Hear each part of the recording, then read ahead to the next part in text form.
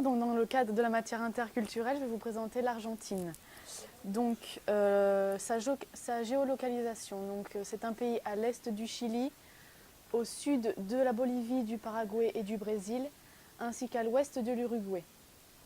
Concernant le climat, donc il a un climat subtropical au nord-est, humide au centre, plus froid au sud et plus tropical au nord.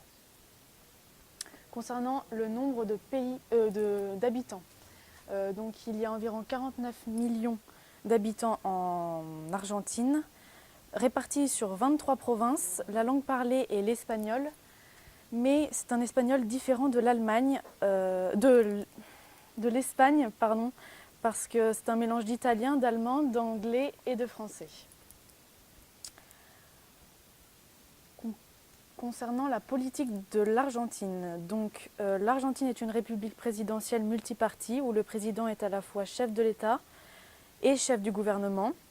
Le pouvoir exécutif est détenu par le gouvernement et le pouvoir législatif est partagé entre le gouvernement et les deux chambres du Parlement. Le pouvoir judiciaire est cependant indépendant de ces deux. La monnaie de l'Argentine est le peso argentin. 1 euro est équivalent à 20,51 pesos argentins. Le président de l'Argentine est Mauricio Macri depuis le 10 décembre 2015.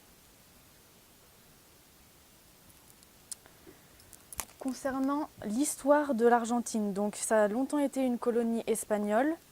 Elle a quand même fini par obtenir son indépendance en 1808.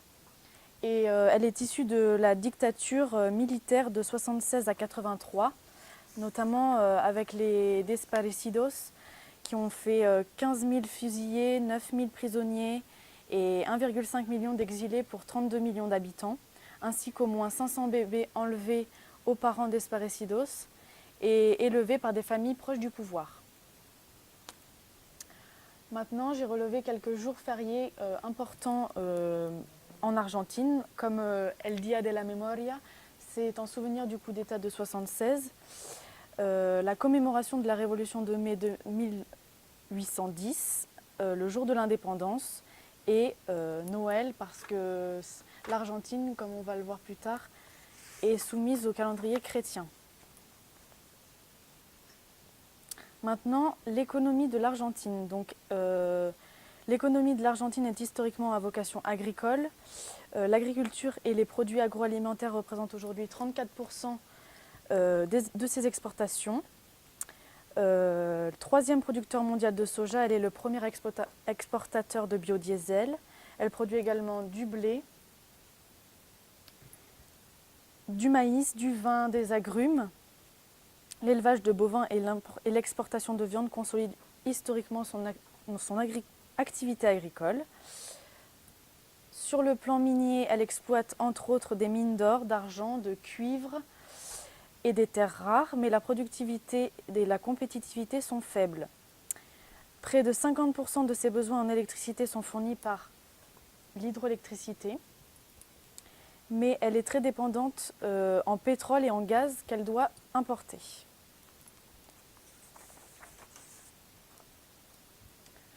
J'ai relevé quelques salons qui sont notamment faits à Buenos Aires, la capitale.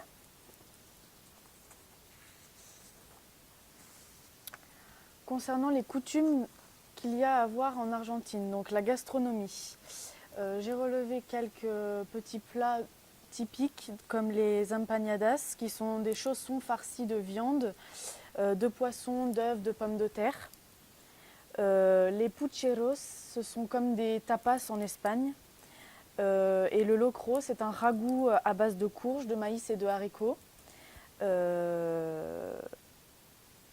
Concernant la religion, la Constitution argentine reconnaît le catholicisme comme région d'État et garantit la liberté de culte.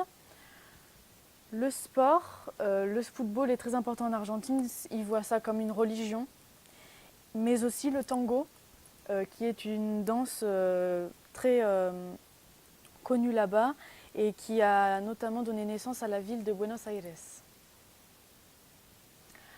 Lorsque nous sommes invités chez un Argentin, il ne faut surtout pas partir sans avoir bu une tasse de café. Quand on ne connaît pas vraiment la personne que l'on côtoie, il faut lui serrer la main, être très poli, surtout si elle est plus âgée que nous. Et si on connaît un petit peu plus la personne, on peut la tutoyer, lui faire une accolade. Mais faut pas s'inquiéter, entre hommes aussi ça se fait et c'est pas forcément dans nos mœurs à nous. Pour les indispensables quand on veut partir en Argentine, donc le passeport doit être valide et un visa n'est pas obligatoire en deçà de 3 mois. Pour les vaccins, donc obligatoirement hépatite A, paludisme, typhoïde, Zika, maladie à prévention vaccinale figurant au calendrier vaccinal français, ainsi que la fièvre jaune. Pour le décalage horaire, donc la France est en avance de 4 heures avec l'Argentine. L'indicateur téléphonique est plus 34 et il y a 13 heures de vol pour aller en Argentine depuis la France.